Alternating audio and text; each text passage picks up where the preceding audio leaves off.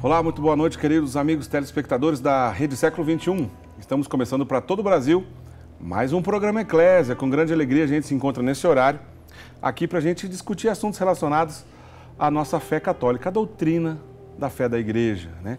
Detalhes relacionados à história da igreja, às Sagradas Escrituras. Conversamos em muitas ocasiões também sobre a vida dos santos, curiosidades, enfim. O programa Eclésia é um programa de catequese. Justamente sobre um desses temas que acabei de citar, será o programa de hoje. Vamos falar sobre um aspecto da Sagrada Escritura, especialmente sobre um profeta que já vou dizer quem é. Pois antes quero dar boa noite ao Padre Guido Montinelli, que está aqui ao nosso lado. Boa noite, Padre Guido. Boa noite, Diácono Érico. Boa noite, meu prezados amigos. Grande abraço. Como é bom chegar nas vossas casas com alegria, com entusiasmo e com, usaria a palavra do saudoso Papa João Paulo II, com renovado fervor.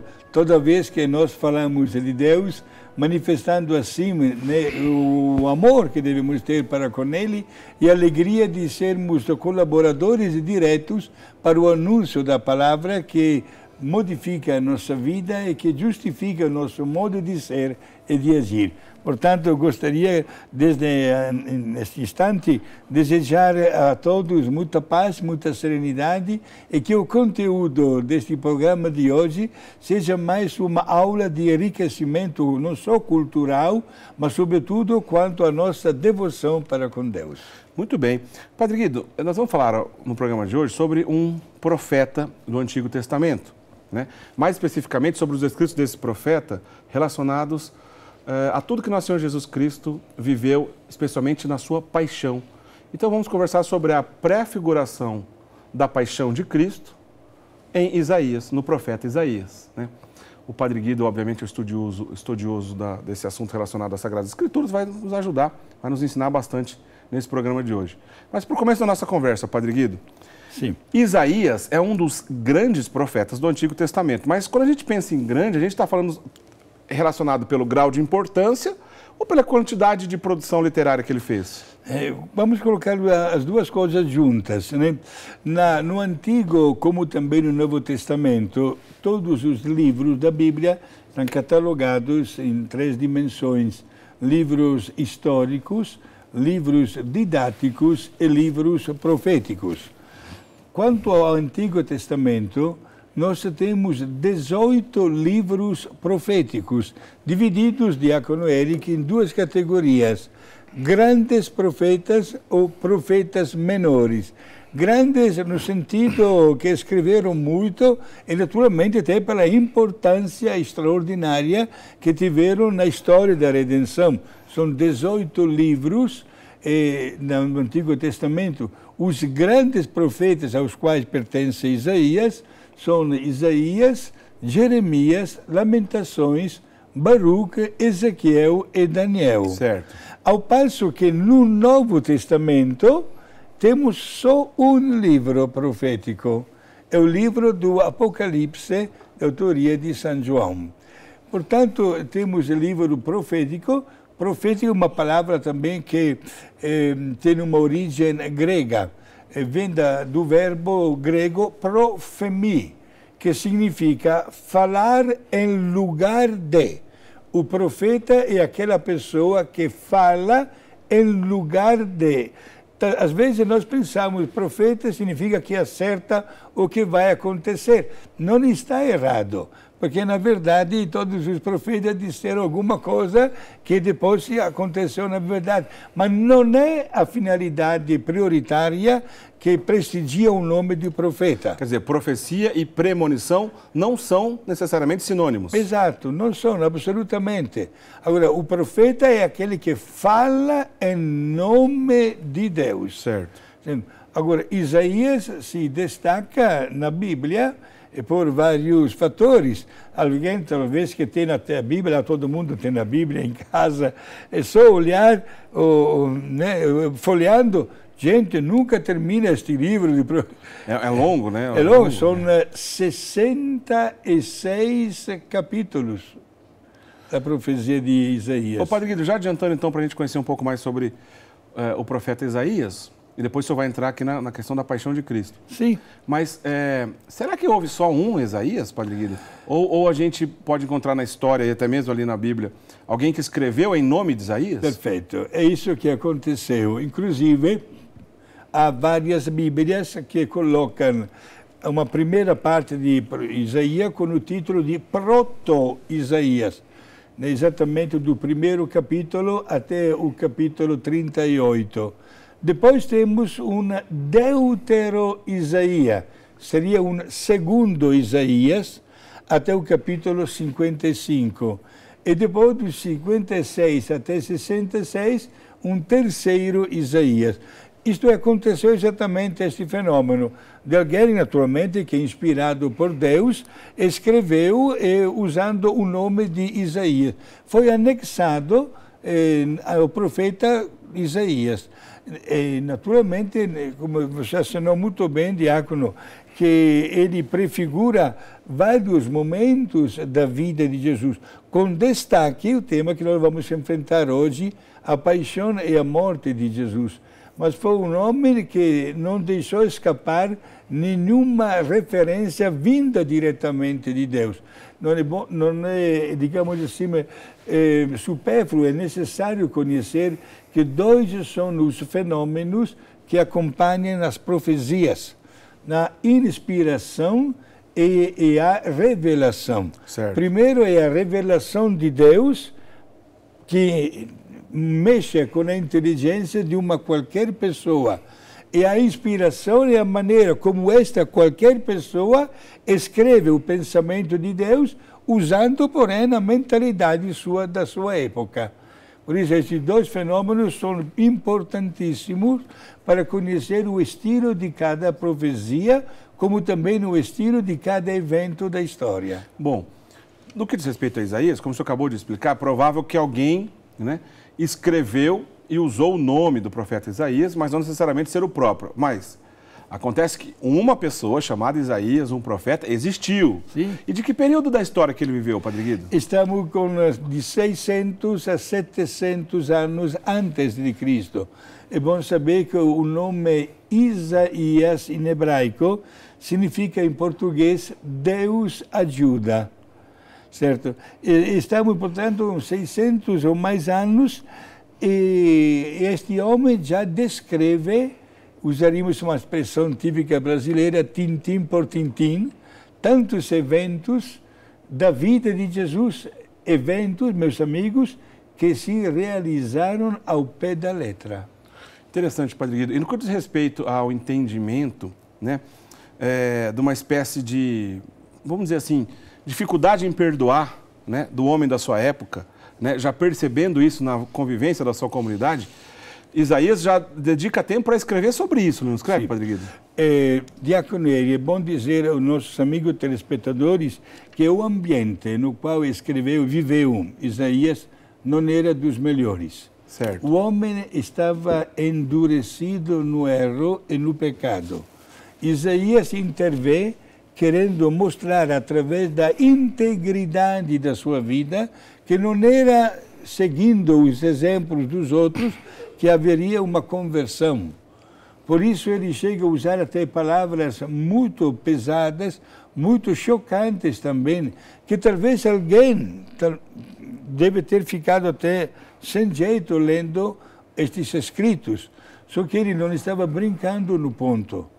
Porque Isaías escreve, sim, se nós olharmos os últimos capítulos, mostra até o sorriso nos lábios, mas numa boa parte de toda a sua longa profecia, mostra a preocupação.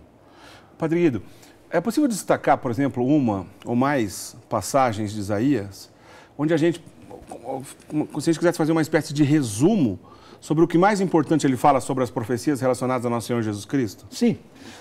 Não é difícil dar uma resposta. Por exemplo, quando se aproxima a época do Natal, nas igrejas são lidas várias profecias, uma das quais é do profeta Isaías, no capítulo 7, versículo 14, onde ele chega a dizer: vocês não se comportam bem, vocês não querem se converter, por isso Um dia, uma virgem conceberá um filho que se chamará Emanuel, em hebraico.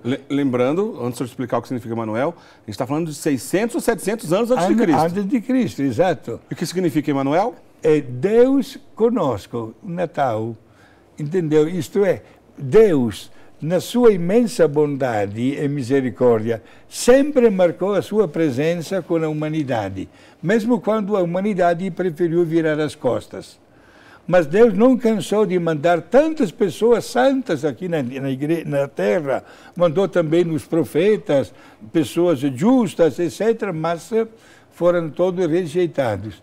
Mas Deus, na sua infinita misericórdia e amor, não cansou de amar a humanidade e mandou o seu Filho, que encarnou-se no seio de uma virgem, aceitou a natureza humana como nossa, menos o pecado, e deu a sua vida para resgatar a humanidade do erro e da condenação eterna. Então, Isaías 7,14... é a primeira grande manifestação profética a respeito da vinda do Salvador. Certo. Depois, se nós abrirmos sempre o livro de Isaías, na segunda parte do Deutero Isaías, no capítulo 42, no versículo de 1 até 4, eis que Deus pronuncia esta expressão que Isaías coloca por escrito, né? Certo. E, falando de Jesus, qualificando como meu servo escolhido, sobre o qual manifesto o meu agrado. Não é difícil encontrar a mesma frase repetida 2 vezes nos evangelhos. Certo. Os evangelistas, quando falam do batismo de Jesus, operado nas águas do Rio Jordão, pelas mãos de São João Batista, todos ouviram a voz: este é o meu filho eleito, bem amado, e ouviu, escutai-o. E depois, poucas semanas antes da paixão e morte de Jesus, no alto do Monte Tabor, onde Jesus se transfigurou, a mesma frase, pronunciada, digamos assim, por Deus Pai, foi ouvida pelos apóstolos: este é o meu filho amado, escutai-o. Já encontramos esta frase no capítulo 42, versículo de 1 a 4 do profeta Isaías. E depois temos, diácono Eric, um capítulo inteiro. Eu acredito que, já até imagino que o senhor vai fazer referência. Talvez seja o capítulo que vai mais no coração do tema que a gente está tratando hoje aqui, né, Padre Guido? E dentro do qual ficamos até muito sensibilizados. Como pode uma pessoa que viveu 600, 700 anos antes de Jesus profetizar tudo o que aconteceu na paixão e na morte de Jesus, a tal ponto que é um capítulo, e algumas partes deste capítulo são lidas na liturgia, solene liturgia chamada da paixão e morte de Jesus, não é uma missa, ação litúrgica, em todas as igrejas do mundo, no dia de maior luto na história da igreja, na Sexta-feira Santa. Quer dizer, o biblista aqui é o senhor, mas eu tenho a impressão que o senhor está falando sobre o capítulo 53 de Isaías, não é isso? Não, impressão, tem. Parabéns, o diácono que está bem ao par. É o capítulo 53. Todos têm a Bíblia em casa, minha gente. Não custaria nada dar uma olhadinha neste capítulo 53 do profeta Isaías, que pode notar, não, mas está falando de Jesus, é ótimo, está falando mesmo de Jesus, mas com um pormenor, 600 anos antes de Jesus. E a profecia dele se realizou plenamente. O senhor disse justamente agora que é cheio de pormenores, né, Padre Guido? Eu acho que isso é o que mais nos deixa impactado quando a gente vai estudar Isaías, especialmente ao ler o capítulo 53 do profeta Isaías, pois os detalhes ali são muito certinho com o que aconteceu na prática, né, Padre Guido? Sim. Né? Eis que ele sofrerá por nós, né? O castigo que estava sobre nós pesou sobre ele e assim por diante. Exato. O caso prático, por exemplo, olhamos a paixão e a morte de Jesus contada pelos 4 evangelistas 600 anos depois. Testemunha, Mateus e João foram testemunhos oculares. Lucas e Marcos escreveram conforme ouviram falar. Exato. Por exemplo, a um certo ponto, Pilatos manda flagelar a Jesus.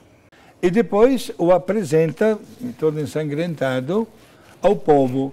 E Pilatos, que era governador, representante do imperador de Roma, não falava hebraico, falava a língua latina, apresentando Jesus ao povo, pensando que o povo, diante de Jesus todo ensanguentado, pudesse desistir de pedir que fosse condenado à morte.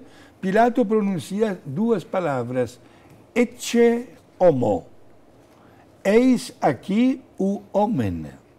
Isto é, até aquela, não digo beleza física, ou da personalidade de Jesus, filho de Deus, perdeu até esta característica, digamos assim, virando como um simples homem. E Pilatos, ele também se transforma neste momento como um profeta, digamos assim, nas mãos de Deus, identificando-se com Isaías, neste capítulo 53, quando apresenta Isaías, Jesus flagelado, completamente desfigurado, até o ponto que perde até a sua dignidade de homem. Olha lá, ecce homo, até isso. Este tipo de sofrimento de Jesus, diácono, pertence a uma categoria chamada de sofrimento íntimo. O fato de ter, não digo perdido, mas de ter sido degradado até na sua dignidade de filho de Deus, custou muito mais ainda a Jesus do que o mesmo pecado. Certo. Por isso, olha, não é o momento, mas o santo fundador da minha congregação religiosa, Santo Aníbal Maria de França, deixou escrito nas nossas constituições que pelo menos 3 vezes por semana a meditação diária nossa deve ter como objetivo a paixão de Jesus. Porque é uma riqueza inesgotável, né? Inesgotável, não cansa. Ele, sobretudo, gera um efeito que ninguém de nós pode ficar indiferente diante de tudo que Jesus sofreu. Padre Guido, será que quando Isaías escreveu sobre essa prefiguração da paixão de Jesus, que só alguns séculos depois iria se encarnar, né, no seio da Virgem Maria, será que ele pensava em numa espécie de ensinamento onde era claro um contraste entre a importância que os homens dão, né, as honras, etc., que o homem dá para si mesmo, e aquilo que, a maneira como Deus olha para os seus filhos? Perfeito. E vale a pena aprofundar este aspecto que é fundamental, né? Diante da pessoa humana, adquire valor o que se apresenta como valioso. Portanto, um bom prato na mesa, na hora das refeições, um carro, uma moto, uma roupa, um animal, um time de futebol, uma categoria de atores e atrizes daquela novela, etc. Ok. E o tema de paixão, de sofrimento, nos assusta. É suficiente um calo no pé que não aguentamos mais. Uma dor de dente, corremos logo na primeira farmácia, porque queremos o nosso equilíbrio. Isto é, a palavra sofrimento, dor, não entra no nosso dicionário. Certo. Ao passo que o profeta Isaías mostra exatamente o contrário, como o sofrimento, a renúncia de nós mesmos, como exemplo dado diretamente por Jesus, é aí que nós adquirimos não somente uma purificação, mas entramos no mesmo projeto de Deus que valoriza também os ventos contrários da nossa vida. É porque até uma doença, até uma determinada renúncia, até, digamos assim, algo que me coloca de lado para favorecer uma outra pessoa, tem grande merecimento diante de Deus. É aí que nós entendemos, por exemplo, no estilo de uma família, numa esposa que renuncia a preparar uma comida que ela gosta para agradar a um marido que gosta de uma outra comida. Ninguém percebe nada, mas tudo que se faz com amor tem a sua recompensa. E assim também os valores do sofrimento humano. Se dependesse de nós, Diácono Eric, não deveria existir nenhuma farmácia na esquina. Me desculpe, nossos amigos telespectadores que ganham o seu pão na farmácia, né? Mas se dependesse de nós, nem os hospitais, nem nenhuma internação, não se fala disso. Aliás, até um assunto um pouco desagradável. Mas o sofrimento entra exatamente porque a nossa natureza humana é limitada, seja diante do tempo, da evolução das coisas e dos problemas que enfrentamos na nossa vida, etc. E Jesus hoje mostra, através do profeta Isaías, que vence os sofrimentos, a dor e a humilhação na hora que abre os braços na cruz e morre pelos nossos pecados. Já é possível notar nesses escritos de Isaías uma relação desses mesmos sofrimentos que Jesus viria a sofrer, né? Lembrando que a gente está falando de pelo menos 6 séculos antes de Cristo, né? Alguma relação desse sofrimento que é compartilhado com os filhos de Deus, com o povo batizado, né? Em outras palavras, nós, os batizados, participamos de alguma forma desse sofrimento de Jesus na cruz? Sim. E somos obrigados a participar, porque até o mesmo nome de cristãos que adquirimos na hora do batismo nos leva a um seguimento da pessoa de Jesus. Jesus não permanece somente como um símbolo, mas deve ser conquistada a personalidade de Cristo através do nosso modo de ser e de agir. É porque, a partir do batismo, inicia um processo de formação cristã que nunca pode parar. Não porque o Papa é o Papa, ou o Padre Guido já é padre há 46 anos, nunca nós precisamos de uma formação. De jeito nenhum. A formação cristã é permanente. E todos nós somos alunos deste grande mestre que é Jesus. É porque ele nos ensina, através da sua paixão, a purificar a nossa vida e a imitar ele, que renunciou não somente a tantas coisinhas que estavam no seu redor, mas também a sua mesma vontade. Seja feita a tua vontade e não a minha. Chegou a dizer isso, como homem naturalmente, né? Aceitou plenamente a vontade divina, mesmo quando se tratou de enfrentar o patíbulo, o sofrimento da cruz. Por isso que é comum a gente, quando a gente estuda a vida dos santos, especialmente aqueles que mais sofreram, mais presenciaram essa paixão de nosso Senhor Jesus Cristo na própria pele, é uma espécie de união do sofrimento da pessoa com o que Jesus viveu na cruz. Quer dizer, para o cristão é possível sofrer de maneira solta e dependente da cruz, e também é possível sofrer com Jesus na cruz? É mais ou menos por aí, Padre Guido? Sim, e vou acrescentar mais ainda. Boto o mesmo exemplo de antes. Se eu estou com dor de dente, vou logo à procura de uma farmácia. Temos, porém, na história da vida cristã, muitas pessoas que, de verdade, enamoradas de Jesus, fizeram questão de ter uma partilha do sofrimento de Jesus. Olha que entramos numa linguagem mística, muito profunda.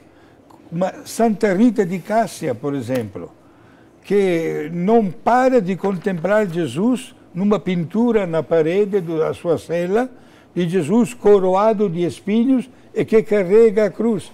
Ela chega a fazer uma oração para ter uma partilha do sofrimento de Jesus.